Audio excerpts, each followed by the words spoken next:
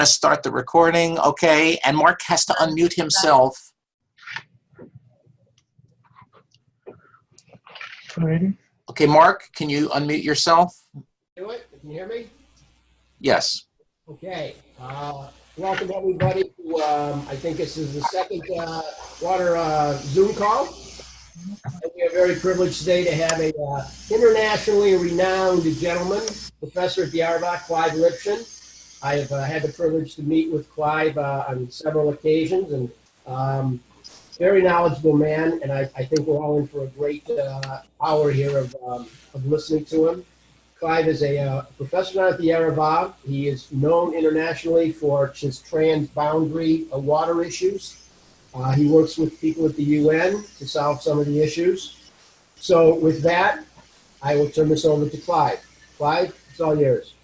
Thanks very much, Mark, and thanks everyone that's joined here on the call this morning here from New York. So I will talk for roughly 15, 20 minutes, and then we can have some Q&A. So the topic of the discussion is transboundary water resources management. I want to begin by giving those that are unfamiliar a general overview of Israel's water resources and to what degree they are considered to be transboundary. Firstly, what does transboundary mean? Transboundary means a water that crosses political borders, meaning that a water source that has a proportion of its a resource in a territory of more than 2 countries. So transboundary water actually makes up more than 2/3 of the world's available water resources. So when you're talking about water management in general, thinking about managing water across borders means that part of one's thinking with respect to management of water requires a political dimension, because you have to figure out how to allocate the resource between different countries that have different needs, have different issues, have different abilities and capacities to manage water. So in the case of Israel, we have 3 main water resource systems. And each one is transboundary, and each one has different dynamics with respect to how these resources need to be managed. So this is what I'll walk everyone through. So the one resource to begin with that is probably most familiar to people is the Jordan River and Dead Sea Basin watershed. So this is the source of surface water that we in Israel are dependent upon, primarily from the northern part of the resource, which is the Sea of Galilee, the Lake Kinneret. The entire system begins in the northern part of the country, but the sources of water that flow into the Sea of Galilee via the Jordan River originate in 3 different countries. So we have 3 rivers that all meet as the Jordan and flow into the Sea of Galilee, and these are the following. In Israel, in the Galilee, there is the Dan River that flows westward into the Jordan. So this is from Israeli territory. In Lebanon, there is a river called the Chatzbani that begins in southern Lebanon and flows across the border into Israel, connecting with the Jordan River. And then there's the Banias River, which originates in the Golan Heights, and that also connects to the Jordan River. Now, prior to 1967, the Golan was part of Syria, and therefore, even today, Syria has a particular claim with respect to usage of the resource. So these 3 river systems, the Dan in Israel, the Chatzbani in Lebanon, and the Banias in the Golan, all meet in Israel, in the Galilee, as the Jordan River. If anybody's been traveling in the northern part of Israel and you've gone rafting on the Jordan, then you are in that part of the northern part of the basin before the Jordan River flows into the Sea of Galilee. So then we have the Sea of Galilee, the Kinneret, and then flowing from the Sea of Galilee, the Kinneret, is the lower Jordan River, which flows all the way ending in the Dead Sea. Now, another river that is important to understand here in terms of transboundary is the Yarmouk River. And the Yarmouk actually forms the border between Syria and Jordan. And that river flows into the lower Jordan River south of the Sea of Galilee. So once we go south of the Sea of Galilee, we bring, in addition to Syria, Lebanon, and Israel, we now also include Jordan. And as the lower Jordan winds its way into the Dead Sea, the Jordan River forms the eastern border of Israel and Jordan. And of course, it also forms the eastern border of the West Bank, meaning that the West Bank, with respect to the Palestinian Authority, is also part of this system. So in the case of the Jordan River and Dead Sea Basin, we're talking about 5 political entities that all have a percentage of their territory and their population in the basin, and therefore all have a specific claim to using water within this basin. So to summarize, Syria and Lebanon in the north, Israel, Jordan, and the Palestinians in the south. Now we can move on to the second significant resource that is also transboundary, and this is the mountain aquifer system. So in addition to surface water, which is coming from the Sea of Galilee primarily, another very, very important source of water that is used by Israel is groundwater, what we term aquifers. This is water that is, in essence, rainwater that infiltrates into the ground and then is later on pumped up for use. The most significant source of this resource is called the mountain aquifer system, and it straddles the central part of Israel. And if you look at the extent of this system, roughly 2/3 of this aquifer lies under the West Bank and 1/3 lies under Israel. This resource is most heavily utilized by the Palestinians of the West Bank. And so the mountain aquifer is a transboundary resource specifically between Israel and the Palestinians. And management of this aquifer is part of the many negotiations and projects between Israel and the Palestinian Authority. And then we get to the third resource, which is also a source of groundwater. This is called the coastal aquifer system. And the coastal aquifer system runs all along the Mediterranean Sea.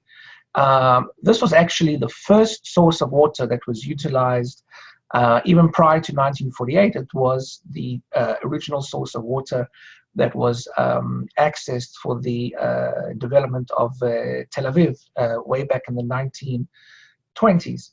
The coastal aquifer is also a very significant source of water for the population in the Gaza Strip. So here we're talking about a transboundary system that is an issue of relations between Israel, which uses the groundwater on its side of the border, and then the Palestinian population in the Gaza Strip.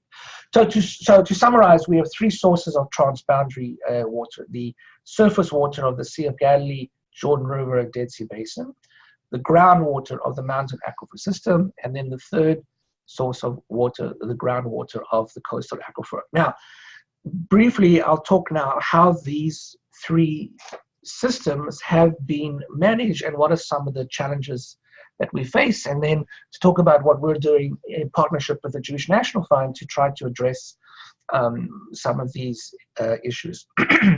With respect to the Sea of Galilee and the Dead Sea Basin and the Jordan River, in 1995, Israel signed a peace treaty with Jordan, and this formalized relations between Israel and Jordan, including water.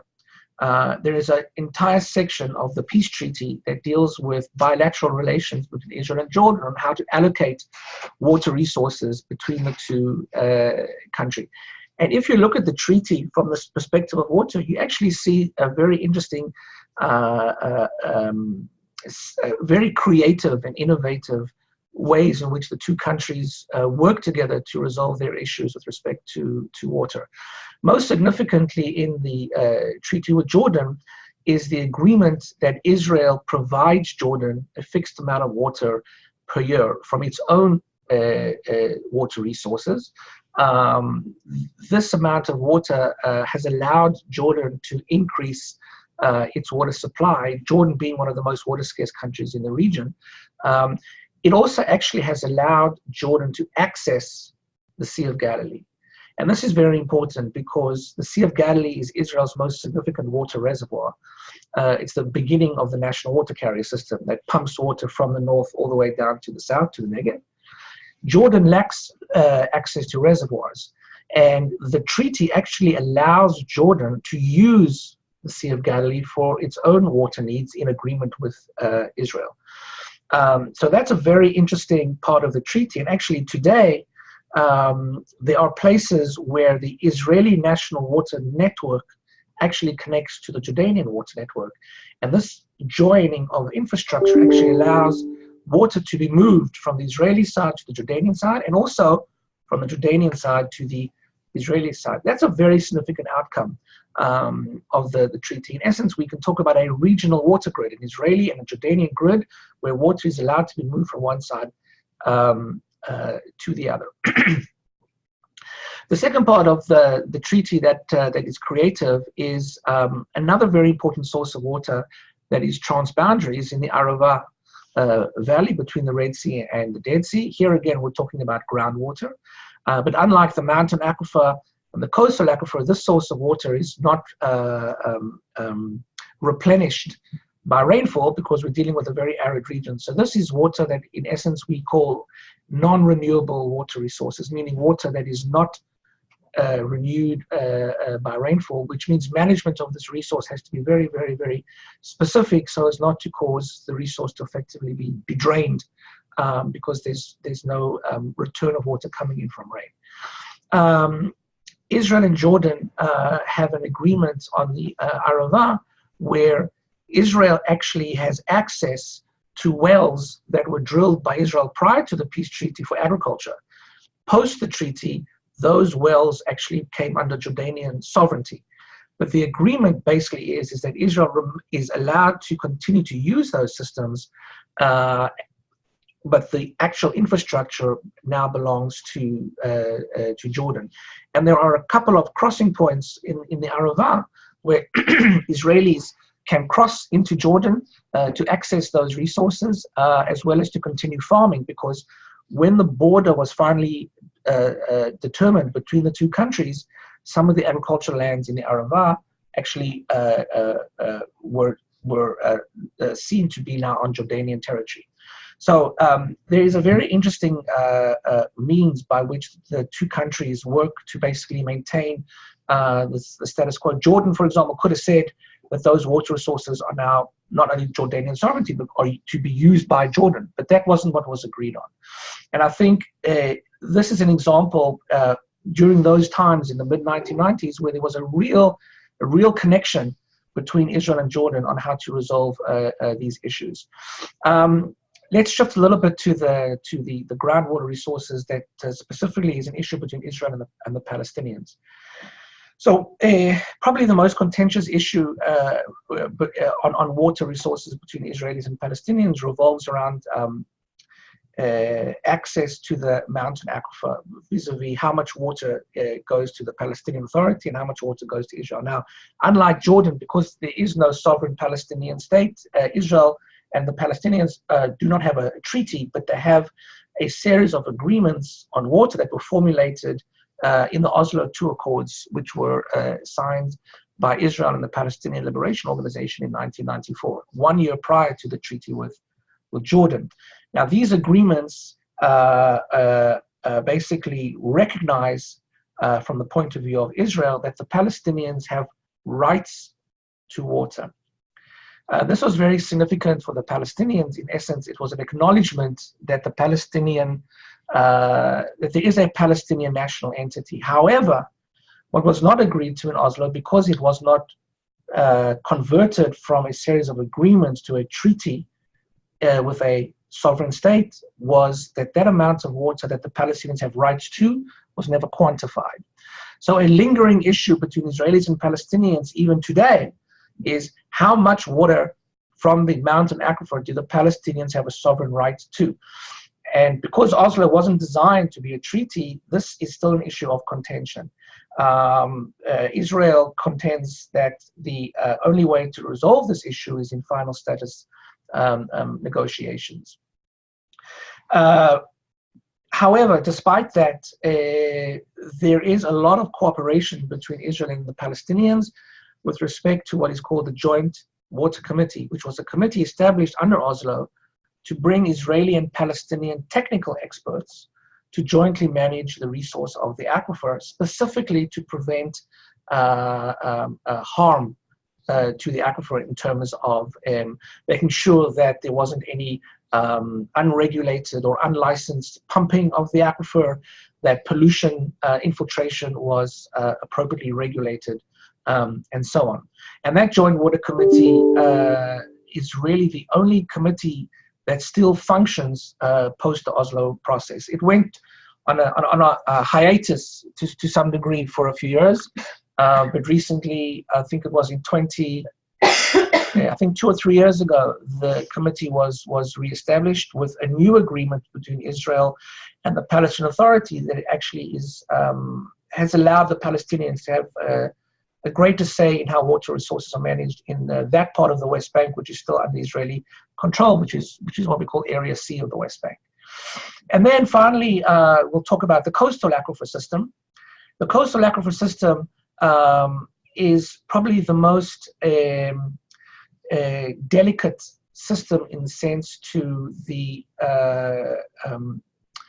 risk of overpumping. And this is because the coastal aquifer system lies along the Mediterranean coastline, meaning that if you overpump or you draw down the water table, you will cause seawater to intrude into the aquifer. Seawater intrusion is what we call it. And what this means is that the seawater will mix with the fresh water, reducing the water quality, increasing the salinity. Now, in the 1950s and the 1960s, before Israel was to develop fully the other water resources and was quite reliant on the coastal aquifer, there was a lot of overpumping. And this led to many wells on the coastal plain becoming too saline for use.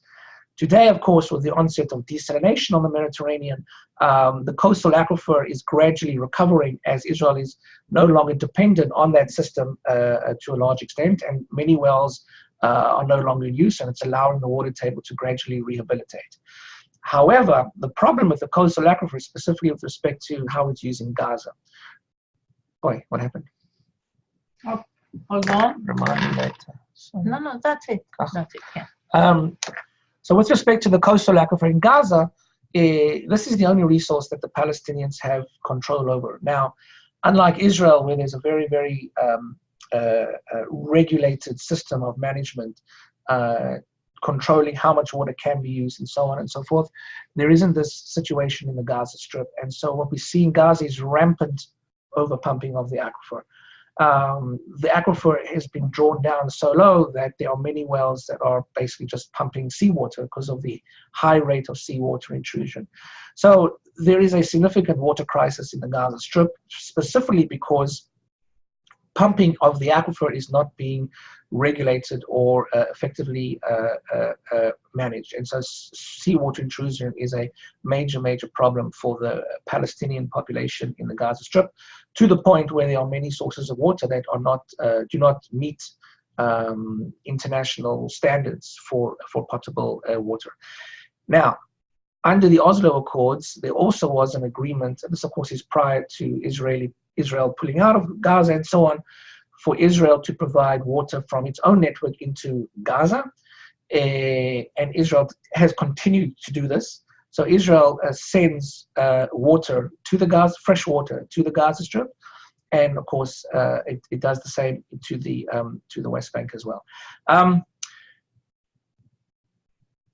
One of the areas that is problematic with transboundary water, and this is where we're working very closely with the JNF, is in addition to managing transboundary fresh water, which is what I was just talking about now, is there also is the challenge with how do you deal with wastewater management. So Israel is a world leader in the treatment and recycling of wastewater for irrigation, and has developed a very effective infrastructure to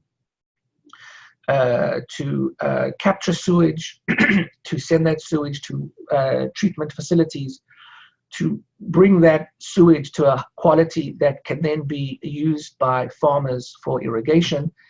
For those of you familiar with the Negev, Most of the farming that you see there in the Negev, most of the green areas of the Negev are irrigated with recycled wastewater. And JNF, of course, has been very instrumental in part of this infrastructure by investing in the reservoirs, the wastewater reservoirs that the farmers use to draw from this, to send the water into their irrigation system. So we have a very effective and a very efficient and a very innovative system of using reclaimed water to grow our food. However, on the Palestinian side, the situation is still very much at a beginning stage where there's very little treatment and reclamation of water. And because the West Bank is topographically upstream from Israel, untreated sewage from the Palestinian areas flows downstream across the Green Line into Israel. And this is causing severe contamination of our cross-border rivers and streams that originate in the West Bank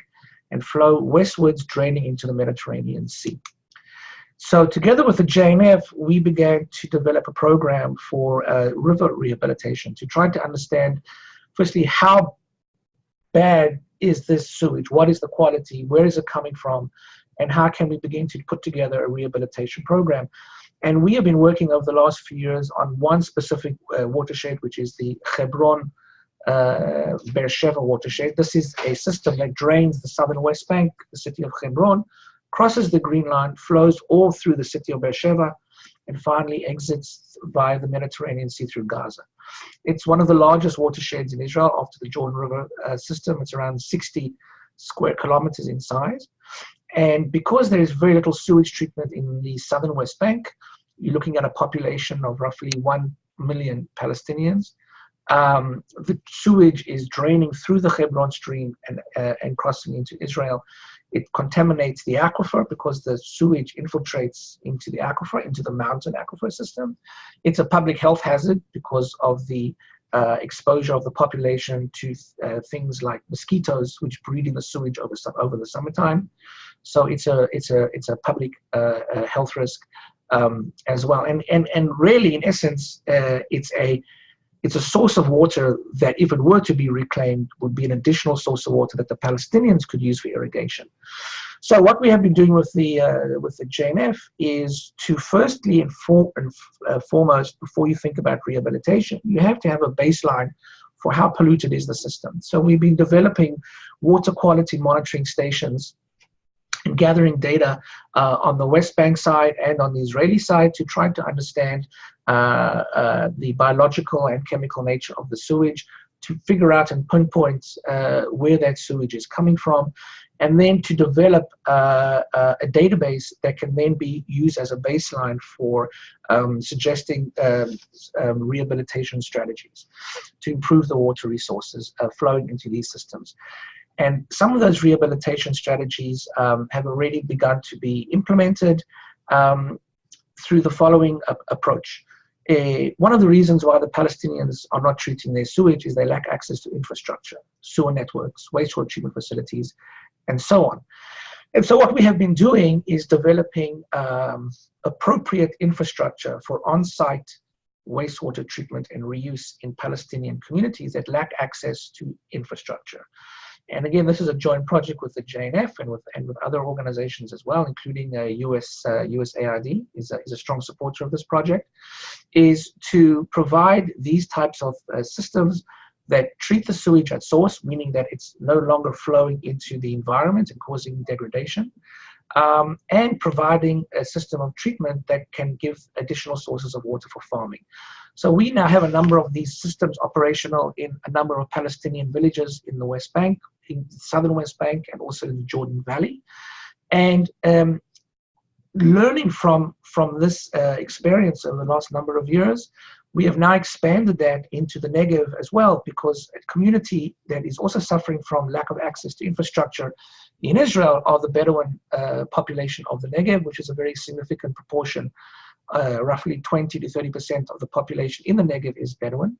And there are many communities in the Negev that also are lacking infrastructure similar to the Palestinians, meaning that their sewage is also draining into the system and also causing a potential risk to the aquifer. So we are now working in one village just outside of Beersheba called Batin, This is our first pilot, where again, together with the JNF, we are testing and validating on-site treatment systems that can resolve the issue also for the Bedouin population, which, like the Palestinians, are also are needing additional water for agriculture, because their biggest problem with water is additional water for both farming and water for livestock.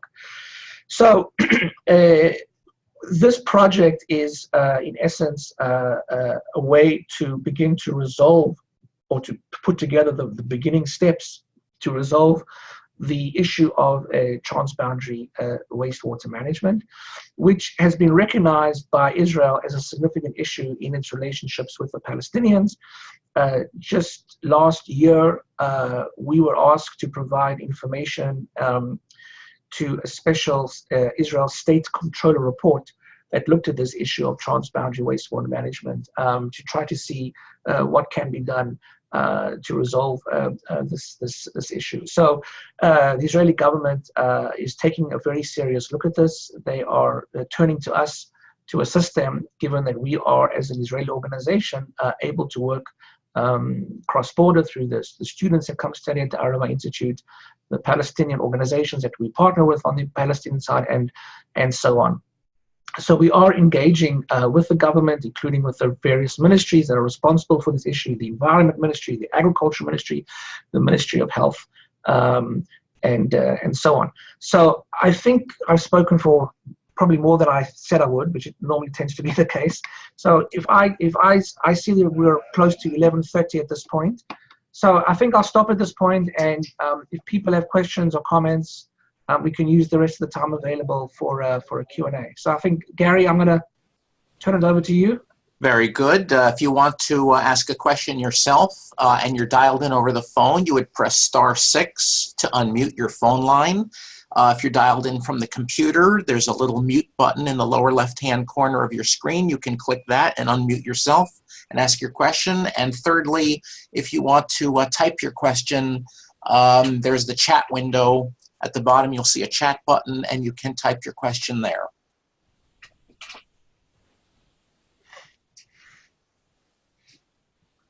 Any questions? You can unmute yourself. You can raise your hand if you need assistance.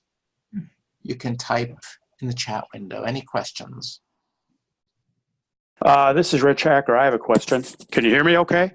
Yes, beautifully. Go ahead. Okay. Just to make sure I understand this correctly, you were talking about some of the work that needs to be done in the West Bank area to mitigate the pollution that's coming into the rivers and going into Israel. JNF funds are being used to help upgrade this infrastructure in the West Bank. Is that what I heard you say?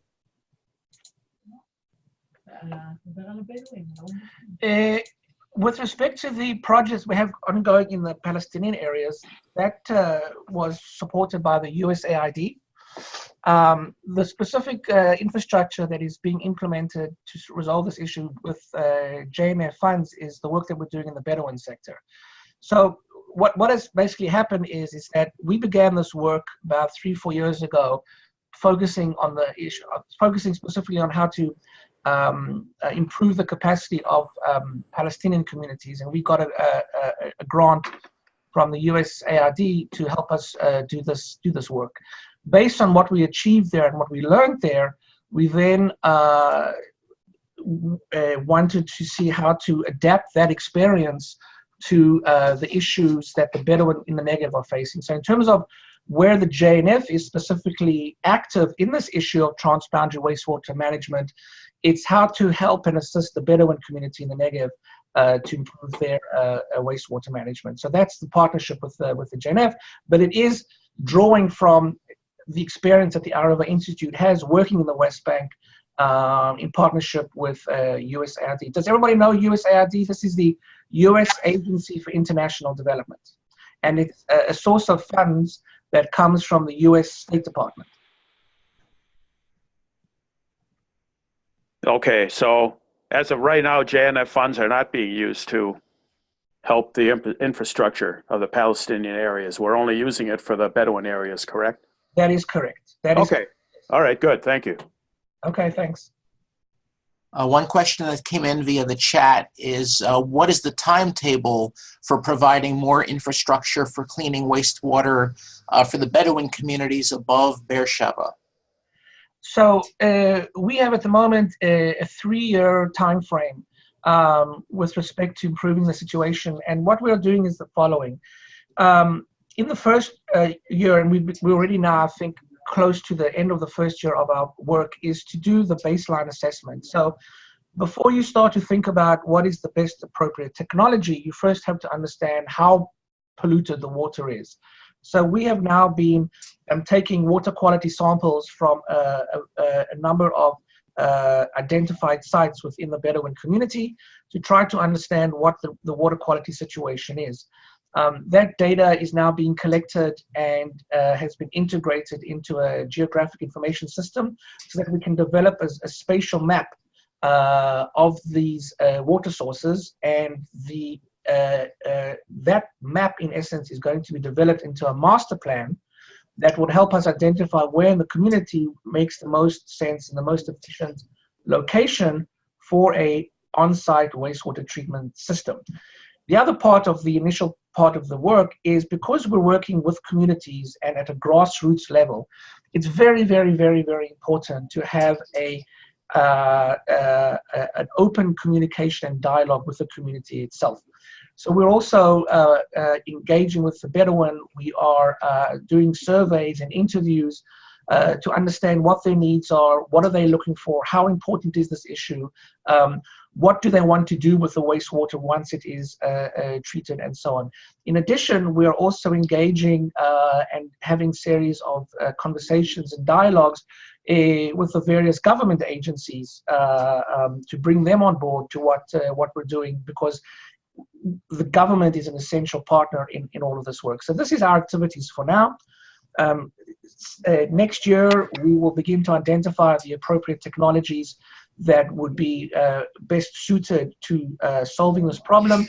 And so we will then be moving into an implementation phase to install, and we still haven't yet decided, but it could be anywhere between 1 to 3 systems, depending on what the needs assessment tells us, what the funding resources are available, and then we'll move on to a pilot stage of testing the technology.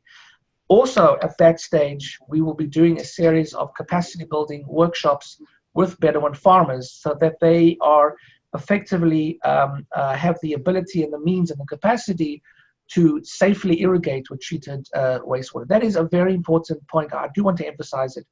When you're working at a community level and you're introducing new technologies and new ideas, it's essential that you have an open and transparent dialogue with the community, and it's essential that you build appropriate capacity. So that part of the work is beginning, and it will be further developed next year when we also have the pilot technology in place. Hi, this is Bob Shurkoff in Baltimore.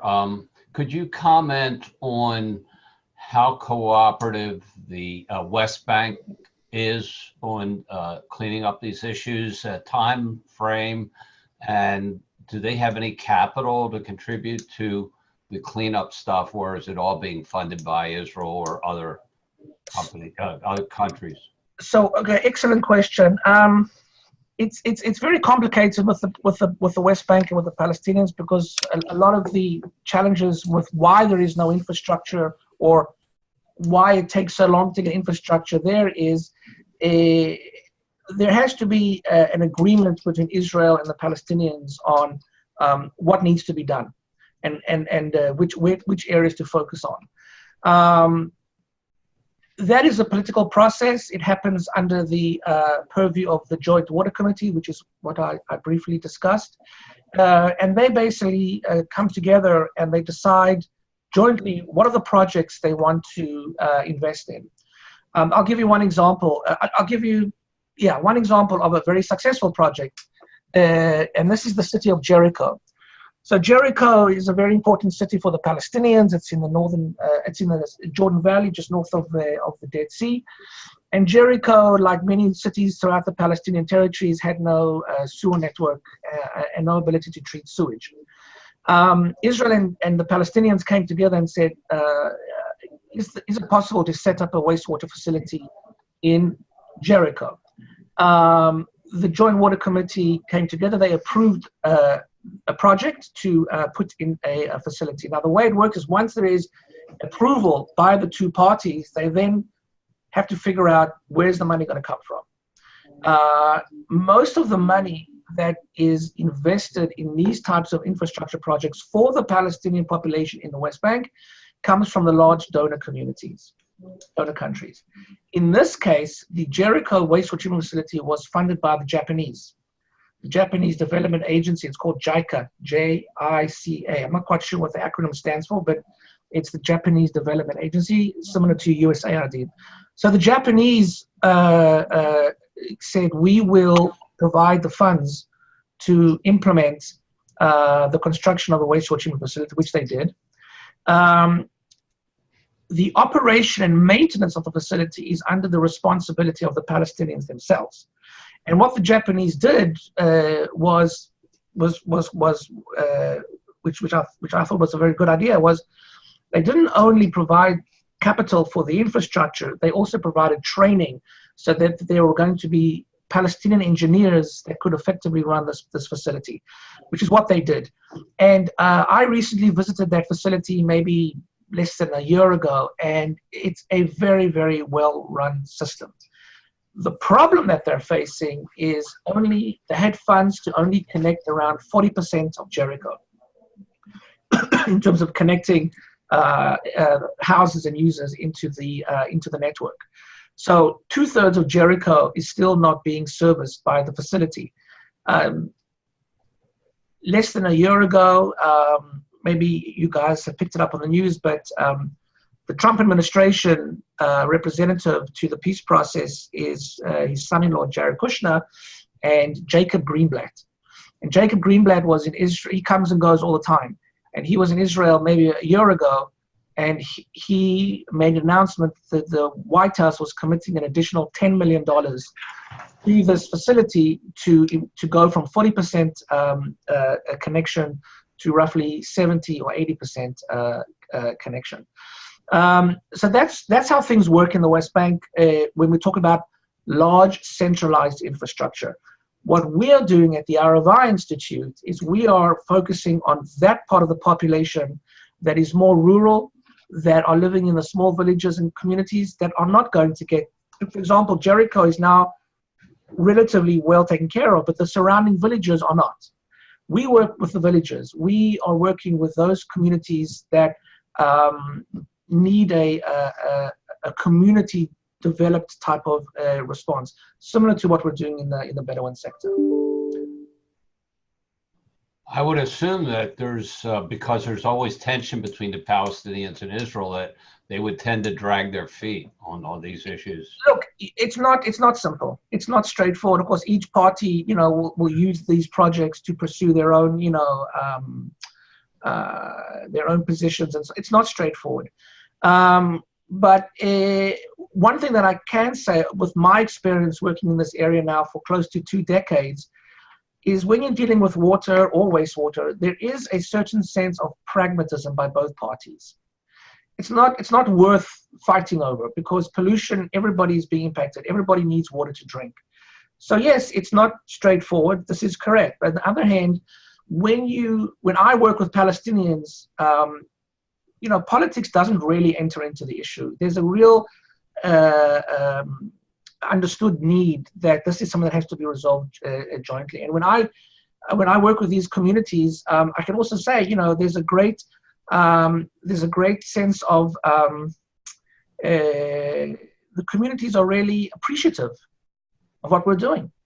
Firstly, they recognize that Israel is a world leader in water management. So why would they, I've heard this more than once from my Palestinian colleagues, why would we not work with Israel on water?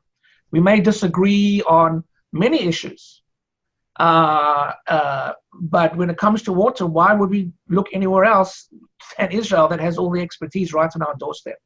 So, it works. It's not straightforward. This is true. But I can also say this, in the United States, water infrastructure can also take decades. It's political wherever you go. What motivated Japan to get into the picture? Well, they have their own reasons, I suppose. They have they have funds for development. I mean, a lot of another project in the northern West Bank in Nablus. There's a facility also very impressive for West Nablus. It's called the West Nablus Wastewater Treatment Plant. Was funded by the Germans. Their development agency is called GIZ, the German Development Agency. Other projects are funded by the French, the Italians. It's the United Nations in the West Bank. I mean, they all have budgets for these things. They also all have their own, political reasons and rationale for why they want to invest in this project, that project. You travel around the West Bank, you see many, many signs of roads and schools, and clinics, with the sign, gift of the government of Japan, France, United States. The donor community, the European Union, of course, the donor community is very active in this kind of infrastructure development for the Palestinian population. Did Japan or Germany have a product to sell that was used in this? No. The technology is quite conventional. It wasn't that they were looking to sell or test a unique technology. The facility is quite. I mean, if you visited the wastewater, if you know anything about wastewater treatment, it's a very conventional facility. There's nothing majorly innovative there. It was that they wanted to say this is a Japanese project. And Israel was more than happy to work with the Japanese to make it happen. Thanks. Thank you. Any other questions?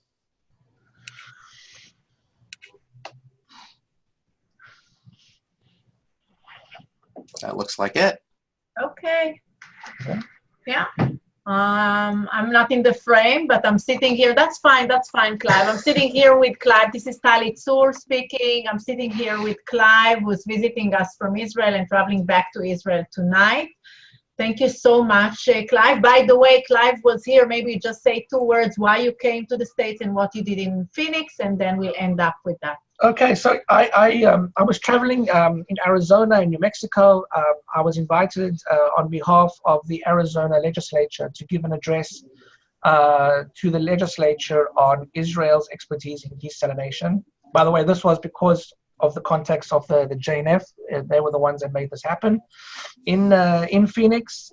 It was an amazing experience as an Israeli to stand up in front of a state government and to basically say, here is our experience and how can we assist the state of Arizona resolve some of its water challenges. And then I also spent some time in New Mexico. We were hosted, also an amazing experience by the Navajo Nation. We spent 2 days with the Navajo. They too are very interested in learning from Israel in terms of water management, agriculture, energy. So we hope to see some projects potentially come out with the Navajo. And then finally, I was in Albuquerque and Santa Fe. Again, a schedule that was arranged by the JNF, meeting with various interested members from the Albuquerque and Santa Fe communities. And now it's time to go home. So, yeah, it's been a very interesting week and a half being here in the US. Thank you so much, Clive. Thank you, everyone, for attending this call. And the next one is going to be 2 months from now. You're going to get the email with some information from us, and we're looking forward to hearing back from you soon. Terrific. Thank you, everybody. Thanks for your time. Thank you.